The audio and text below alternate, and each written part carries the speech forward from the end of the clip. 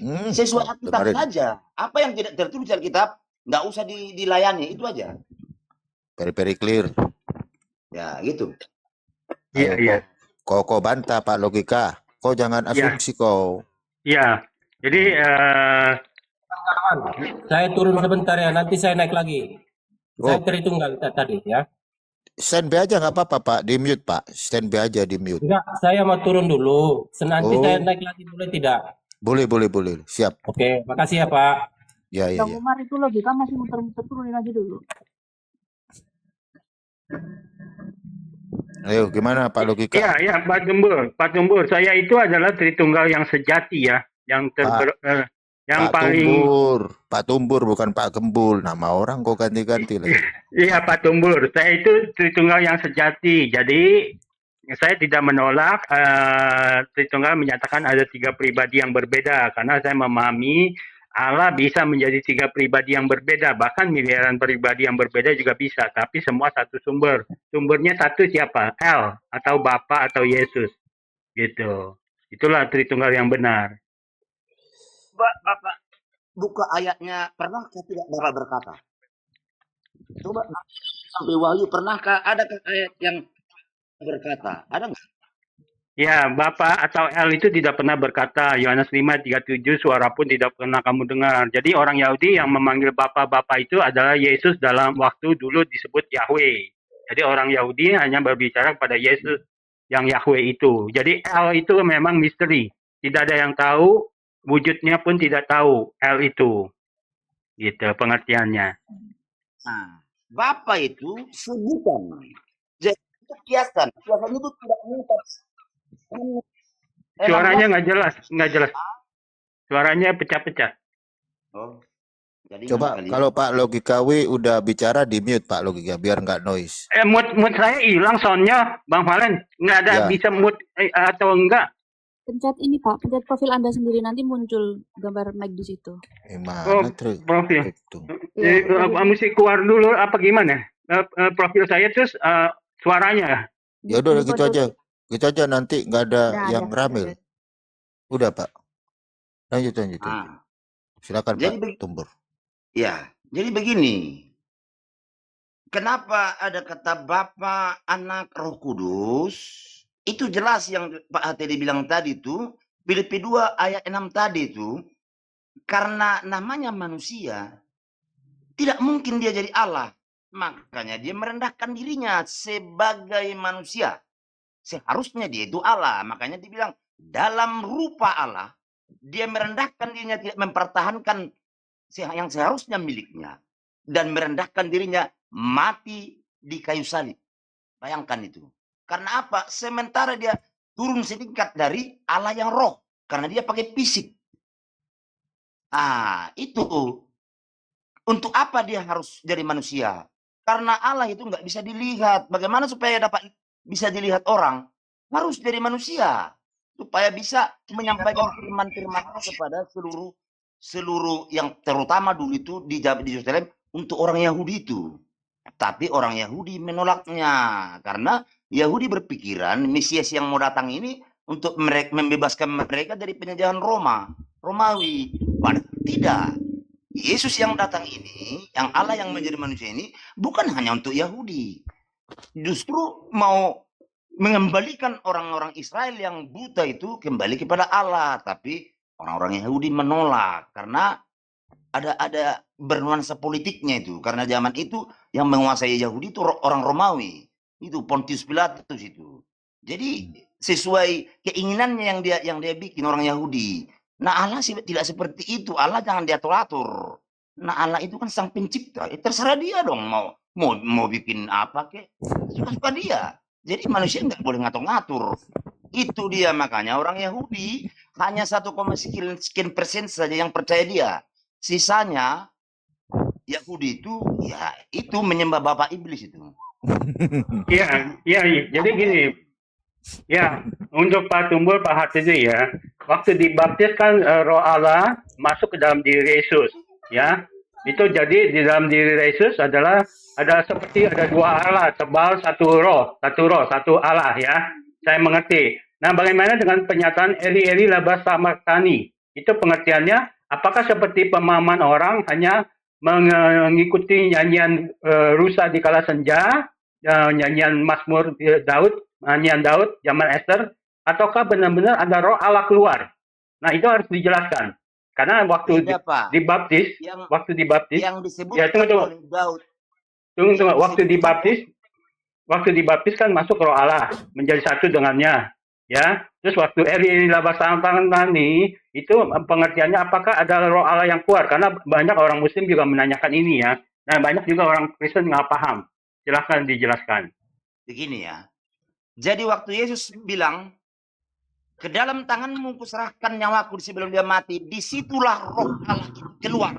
Makanya dia berkata, Allahku, Allahku, mengapa engkau meninggalkan aku? Roh Allah itu keluar dari dirinya. Karena apa? Tubuhnya mau mati. Sama dengan kita manusia ini, Pak. Sebelum kita mati, beberapa menit sebelum itu, roh kita akan keluar. Jadi yang mati itu bukan roh, yang mati itu tubuhnya. Karena apa? Manusia itu kan terbuat dari darah dan roh, dan daging. Darah dan daging tidak mendapat bagian dalam kerajaan Allah. Iya, pengertiannya roh Allah yang mana yang keluar? Apakah roh Allah yang waktu masuk? Apakah roh itu? Iya, pengertiannya harus dijelaskan. Apakah roh Allah yang masuk waktu dibaptis dalam diri Yesus itulah yang keluar? Makanya dia berkata Eli Eli lama sabaktani. Itu harus dijelaskan. Ya, silakan. Saya sudah ngomong tadi. Kan? Jadi ketika dia mau mati, dia tahu dia mau mati, Pak. Dia sudah waktunya. Jadi dia berteriak, Allahku, Allahku, mengapa engkau meninggalkan aku? Yang berkata itu sudah full manusia itu. Full, sudah keluar itu. Allah itu. Nah, lalu dia berkata terakhir, ke dalam tanganmu kuserahkan nyawaku. Nah, nyawa itu hanya dimiliki manusia. Begitu. Karena apa? Nyawa itu sifatnya mati. Manusia itu sifatnya mati. Makanya kasih nyawa. Itu maksudnya.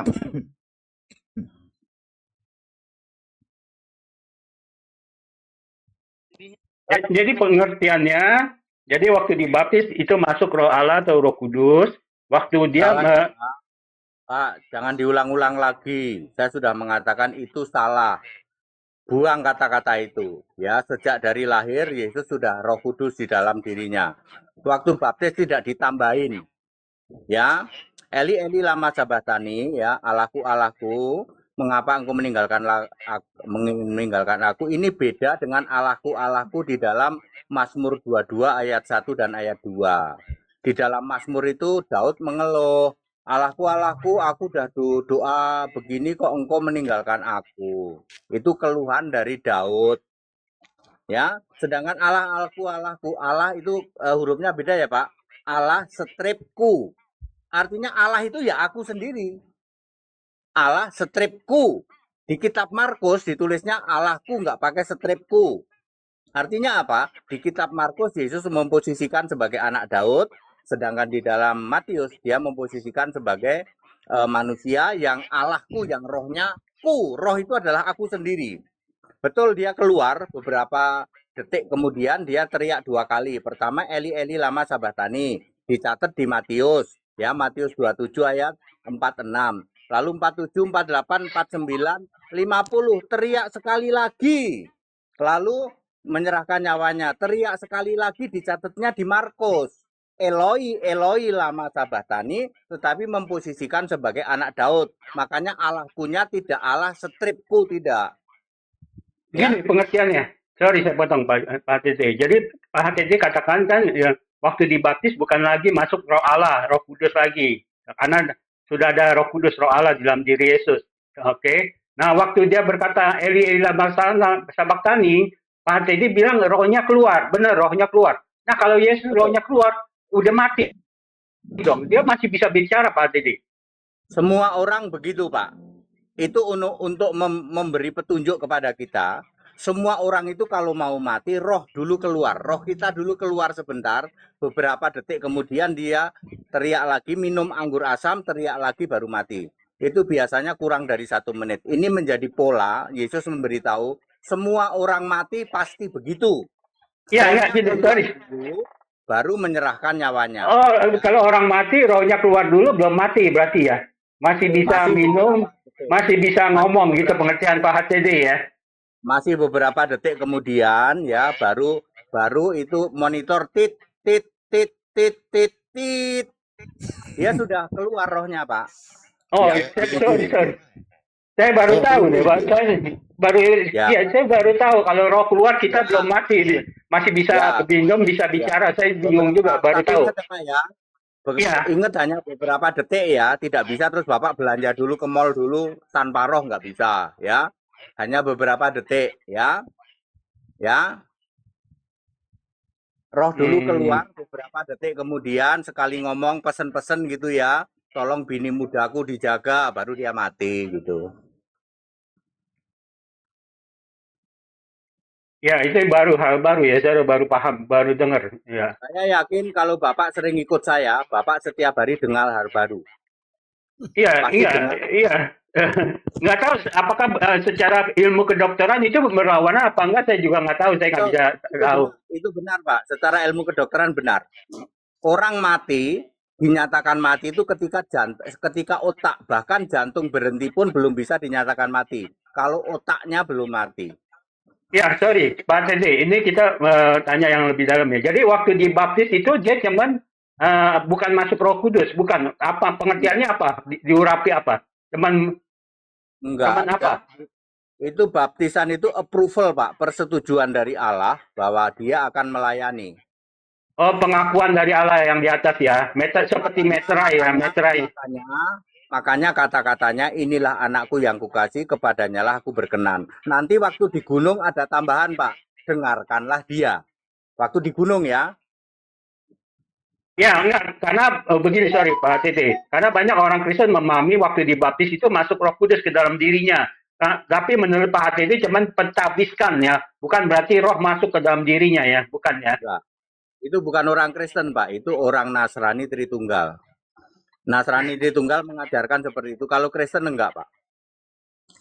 Nah, yang satu lagi saya bingung Pak Tete, sorry. Nah, waktu umur 1 sampai 12 dia seperti anak manusia, benar-benar manusia ya. Nah, waktu dia terjadi perubahan 12 sampai 29, apakah dia sudah menjadi seperti setara dengan Allah, istilahnya kan? Ya. Nah, kalau dia setara dengan Allah, bagaimana dia harus datang untuk merasakan segala penderitaan manusia, berdarah dan mati? Kalau dia masih setara dengan Allah. Nah, itu akan terjadi seperti pemahaman orang, jadi Yesus datang dengan tubuh ilahi, yang artinya menjurus. Bapak salah lagi. Tadi saya ngomong 1 sampai 12, 12 sampai 29, 30 sampai 33. Bapak nggak cebutin 30 sampai 33. Itu yang merendahkan. Merendahkan, ya mati di salib itu 30 sampai 33, Pak. Iya, maksudnya di 12 sampai 29 apakah tubuhnya ilahi, setara dengan Allah, apa tetap tubuh manusia jasmani seperti kita ini? Ya, tadi Bapak sudah nanya kan, setara dengan Allah itu Filipi 2 ayat 6, Ibrani 1 ayat 6, Ibrani 1 ayat 8. Karena Bapak baru dengar, belum 2 hari jangan sok keminter. Anda pasti belum paham. Bukan, justru karena saya pemahamannya berbeda, makanya saya mau untuk belajar untuk memahami. Ya, makanya saya nggak paham, saya ingin bertanya, makanya kan tujuannya kan itu. 2 hari dulu, Pak, 2 hari dulu, ya. Oh, jadi 12 sampai 29 tetap tubuhnya jasmani merasakan semua penderitaan tetap ya. 30, 33 juga merasakan. Apa tubuhnya ilahi? Ya, cuman 12 sampai 29 itu disebutnya setara Allah, ya. Di situ aja, lalu dia merendahkan, habis itu merendahkan 30 sampai 33. Makanya bisa dicobai iblis toh. Dicobai iblis itu 30 sampai 33, Pak. Ya, jadi bukan berarti punya tubuh ilahi ya. Bukan tubuh ilahi, tubuh surgawi ya, tubuh seperti manusia tetap ya. Ya, oke. Makanya kan disebut anak manusia, cuman bedanya tubuhnya nggak bisa membusuk, Pak. Ya. Di dalam Kisah 2 ayat 31, tubuhnya tidak mengalami kebinasaan. Makanya jangan ngomong ya, Yesus disunat, potongan sunatnya binasa nggak tubuhnya, kulitnya. Kan Yesus disunat waktu jadi anak manusia. Jadi anak laki-laki. Yesus disunat itu posisinya anak laki-laki ya, sama dengan anak laki-laki yang lain lah. Mimik susu, digendong sama ibunya. ya dimandiin, sama dengan anak laki-laki 1 sampai 12. Ya, berarti pengertiannya waktu Yesus jadi manusia, kuasa Allahnya masih ada melekat padanya ya. Iya dong. Kan rohnya Roh Kudus, Pak. Roh Kudus itu roh Allah, Pak. Ya, kalau kuasanya melekat, artinya Pak Hati nanti orang beranggap segala pendetaannya pura-pura karena dia kuasanya masih melekat, Pak Hati. Masih nggak paham juga. 30 sampai 33 Yesus merendahkan diri menjadi hamba, menjadi sama seperti kita. Masih nggak paham juga ya Anda? Saya paham, enggak. Maksudnya kalau masih ada kuasa Allah, apakah 30-33 dia menjadi hamba, kuasa Allahnya ditanggalkan atau ditutupi atau gimana? Itu harus kan menjelaskan, Pak Dede. Makanya dia perlu ngomong Eloi, Eloi selama sabatani. Kalau dia tidak ngomong Eloi, Eloi, Pak, biar Bapak penggal, Bapak tusuk, Bapak gebukin, nggak akan mati dia. Iya, itulah makanya disebut tubuh ilahi, tubuh kemuliaan, itu artinya kan. Makanya saya tanya begitu. Bapak ini tubuh kemuliaan itu nanti, Pak. Ya, tubuh surgawi, tubuh ilahi, pengertiannya begitu. Salah lagi, Pak. Ya, itu masih tubuh fisik manusia. Makanya diam dulu, Pak. Ya, baru denger kok udah keluar-keluar. Diam dulu. Ya, saya siapa dulu ada Pak Batu Karang sama Pak Hasni. Selamat malam Pak sama Hasni sama Pak Batu Karang. Selamat malam. Selamat malam Ustadz. Selamat malam. Wah. Si Petro ini. Selamat malam Ustadz. Ya, gimana Pak? Ada yang mau tanyakan sama Pak ATD? Pak Amna. Luar biasa Pak ATD, luar biasa. Apakah Tuhannya orang Kristen itu sama dengan Tuhan orang Yahudi? Kedua, apakah kitab suci orang Kristen sama dengan kitab suci orang Yahudi atau bagaimana Pak? Oke, saya jawab ya. Saya jawab, yang lain diem dulu ya. Tuhannya orang Kristen apakah sama dengan Tuhannya orang Yahudi?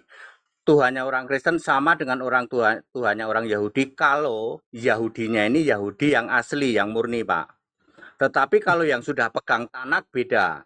Kalau Tanak Tuhannya diganti Adone, Allahnya diganti Elohim. Ya, Allah huruf besar maha kuasa diganti Hasim. Jadi kalau Bapak tanya Yahudi, Allahnya Yahudi dengan Allahnya Kristen, asal Yahudinya itu pegangnya perjanjian lama. Baru benar, contohnya 12 murid, 70 murid, itu pegang Alkitab Yahudi yang perjanjian lama. Tapi dilawan sama Tanak, Pak, yang di situ Adone, Elohim, Hasim.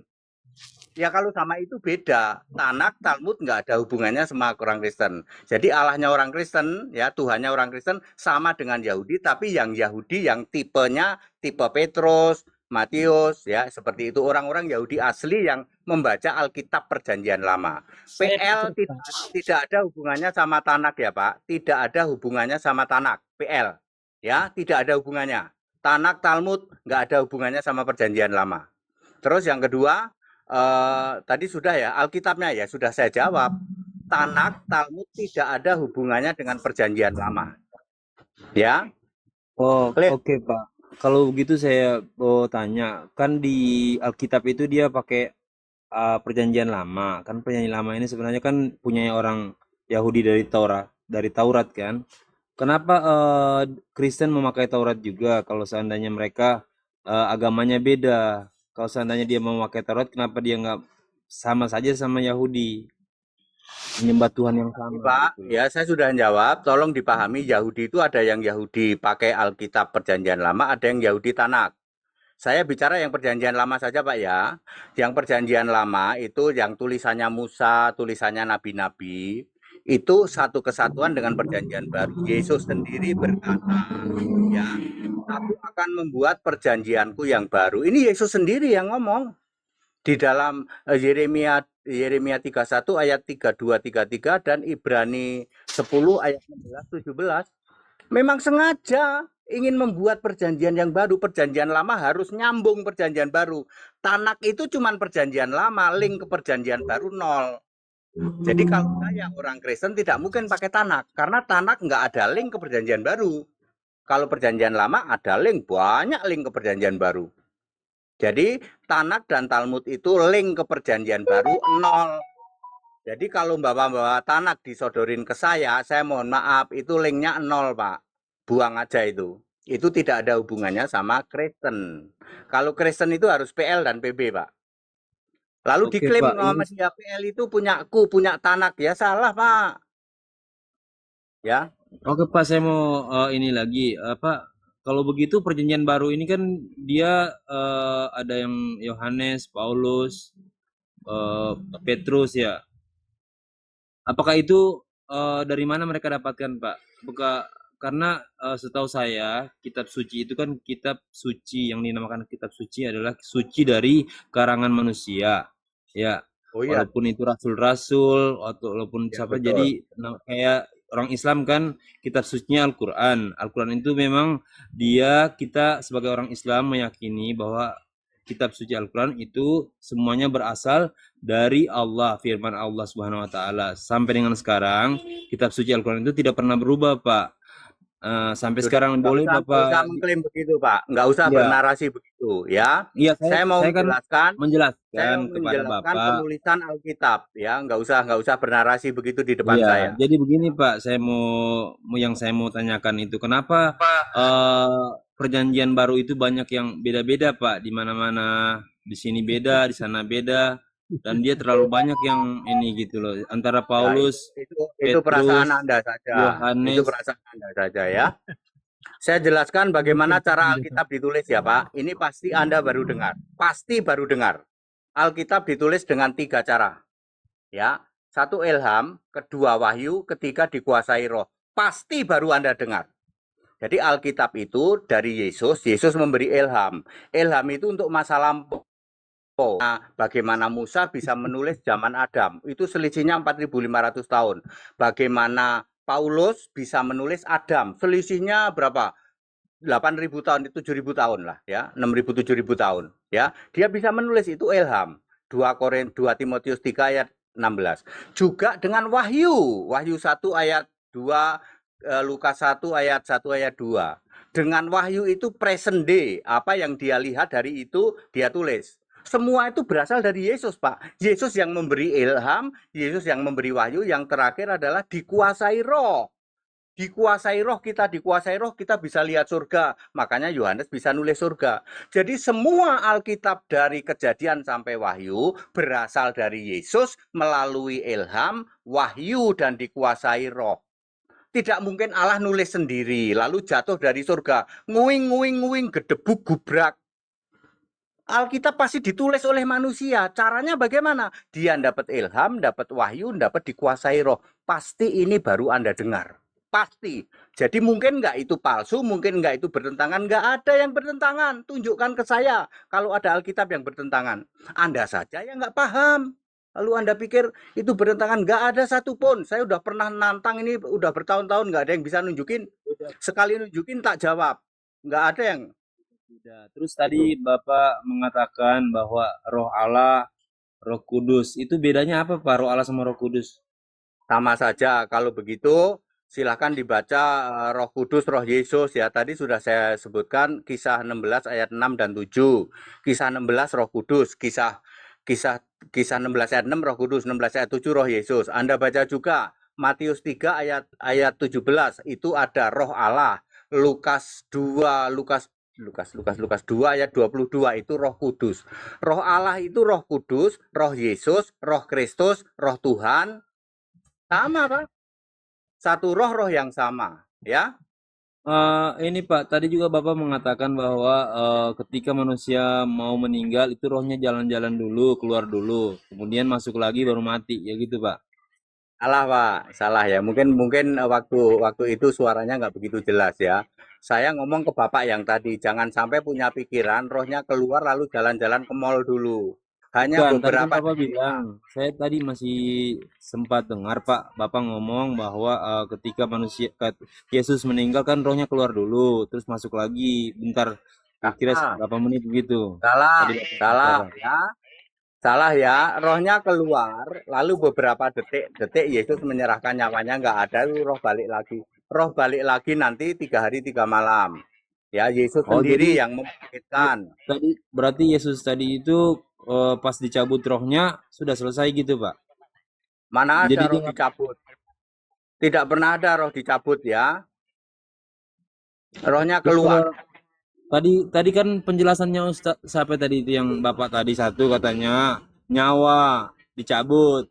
Sama nyawa itu kan Nggak ada roh. nyawa dicabut. Karena roh Nggak itu ada nyawa dicabut, Pak ya. bahasa Arab, kalau nyawa itu bahasa Sanskrit, Pak. Begitu. Jadi saya mau kan tadi Bapak jelas, saya sebenarnya masih nyimpen Bapak punya omongan tadi itu, Bapak ngomong tadi sama saya. Dan mungkin ngomong para pemirsa di Anda sini salah dengar. Tak jelasin pelan-pelan ya. Ketika seseorang mau mati, rohnya keluar dulu. Beberapa detik kemudian dia menyerahkan nyawanya. Nyawa itu nafas hidup, darah mengalir, itulah nyawa. Paham? Rohnya oke, Pak. dulu keluar, lalu nyawanya diserahkan. Seperti itu. Jadi Nggak ada sebenarnya dicabut. nyawa itu kalau dalam bahasa artinya Pak sama roh, Pak. Nyawa itu bahasa Ngarang Sanskrit, Pak, bebas, Sanseker, ya Pak. itu ngarang bebas ya Pak. Bapak- Alkitab menulis manusia itu terdiri dari 4, tubuh, jiwa, nyawa, dan roh. Kenapa nyawa suka dihilangkan biar sama Tritunggal? Tubuh manusia itu terdiri dari 3 biar cocok dengan Tritunggal. Itulah jahatnya Tritunggal Pak. Alkitab menulis tubuh, jiwa, nyawa, dan roh. Nyawa selalu dihilangin. Nanti kalau ada nyawa nggak cocok dengan Tritunggal, katanya begitu. Karena begini Pak, jika ketika nyawa rohnya keluar, ya berarti dia sudah meninggal Pak. Mana Itu bisa kan masuk lagi. Ya, itu Anda yang ngarang. Alkitab menulis rohnya keluar dulu, beberapa detik kemudian Yesus masih sempat minum, lalu teriak sekali lagi baru mati. Itu penjelasan semua orang mati seperti itu. Ya Pak Teddy, saya tanya terakhir sebelum saya turun. Itu Pak Teddy bilang eri sabar tadi kan rohnya keluar. Nah, bagaimana dengan penjelasan Yohanes 20 ayat 17? Aku jangan pegang aku kan datang kepada Bapakku dan Bapakmu, Allahmu dan Allahku. Itu penjelasannya gimana Pak Teddy? Ya, 20:17 itu Yesus sudah bangkit ya Pak. Itu Yesus sudah bangkit. Ini beda kasus. Yesus sudah bangkit, dia berkata, aku jangan pegang dulu, aku akan ke Allah. Dia akan ke surga dulu, Pak. Dia akan ke surga dulu, ya.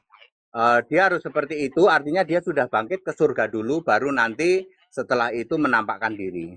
Yesus menampakkan diri 40 hari, faktanya hanya 17 kali, Pak. Artinya 2 hari sekali Yesus itu nongol ke bumi selama menampakkan diri. Ya, dia hanya menampakkan diri 17 kali, padahal 40 hari. 2 hari sekali. Nah, waktu nggak menampakkan diri kemana dia? Ya di surga. Makanya dia ke surga dulu ya. Terus mungkin baru besoknya atau hari siangnya. Selisih Sorry. Pak Teddy, saya potong. Jadi waktu Yesus bangkit masih pakai tubuh roh, tubuh kemuliaan. Mbok Bapak baca, itu Yesus menampakkan diri, artinya Yesus itu tidak nampak dong Pak, tapi sengaja menampakkan diri, ya. Tujuannya, Iya, kalau kita mengerti kan kalau namanya bangkit itu kan kita harus menjelaskan, oh kamu hidup, berarti kan pakai tubuh jasmani mati kan. Makanya pakai ayat Pak, Kisah 1 ayat 3. Yesus menampakkan diri untuk membuktikan bahwa dia hidup. Iya, kalau Pak Dede bilang ke surga, padahal kita tahu tubuh jasmani itu gak bisa ke surga kan. Paulus mengatakan darah dan daging tidak diterima di surga. Nah kalau Yesus masih bangkit pakai tubuh daging, tubuh jasmani, bagaimana dia ke surga? Ya, Nah, Bapak ini bukan begini penjelasannya. Perhatikan baik-baik. Rasul-rasul sedang di kamar, semua dikunci. Tiba-tiba Yesus masuk. Roh apa tubuh yang masuk? Roh. Makanya Yesus menjadi Tuhan dan Kristus menjadi roh. Dia bisa ke surga. Waktu ke surga dia roh, balik lagi memakai tubuh fisik lagi. Sorry Pak. Sorry, waktu dia masuk tiba-tiba tubuhnya masih tubuh daging. Makanya Thomas disuruh pegang, rasakan, cucuklah tanganmu. Berarti itu tubuh daging, bukan roh Pak Dede. Jadi jadi bukan dia pakai tubuh roh. Kenapa dia bisa tiba-tiba dia masuk ruangan yang terkunci karena dia dikuasai oleh roh sepenuhnya, kuasa Allahnya sepenuhnya menguasai kedagingan dia. Nah, yang jadi masalah ketika Pak HTD waktu dia bangkit, Yohanes 20 ayat 17 bilang sudah ke surga, nggak ada ayat yang menyatakan dia ke surga. Dia kemana? Aku akan ke Allahku, Allahmu, Bapakku, Allah Bapamu. Kemana itu? Kalau saya memahami ya di Roh Kudus, pada Roh Kudus kan Roh Allah ada di mana-mana. Ya kan? Pak tafsir. Ya wes lah, ya sudah. Iya, tafsirmu. kan? Nggak, kalau ke Sudah surga kan turun, turun. sebut lagi. Sudah turun. Iya, iya. Turun aja. Iya, Turun, ya. iya, iya, Yang iya. lain, yang Iya. lain. Oke, makasih. Ya, terima kasih Bang Valen. HTD. Mau turun aja koar-koar, mau turun aja koar-koar. Yang lain. Enggak, banyak penjelasan Pak HTD juga nggak koheren gitu penjelasannya, makanya Ya. saya ngomong. Ya, Anda Oke, kan terima kasih. baru denger aja sok pinter. Direnungkan dulu 2 malam, baru ngerti, baru Oke, denger. oke. Terima kasih. Yang lain? Ya, udah nggak ada Pak TD. Ya. Si Neng kemana, Neng? Udah Ya sudah, kemana? ini dulu ya, sholat maghrib dulu ya. Iya ya Pak. Ya, Yaudah, oke, terima teman-teman. kasih. Terima Terima kasih kasih. semua. Kalau ada kata-kata yang kurang sopan, mohon dimaafkan. Terima kasih. Assalamualaikum.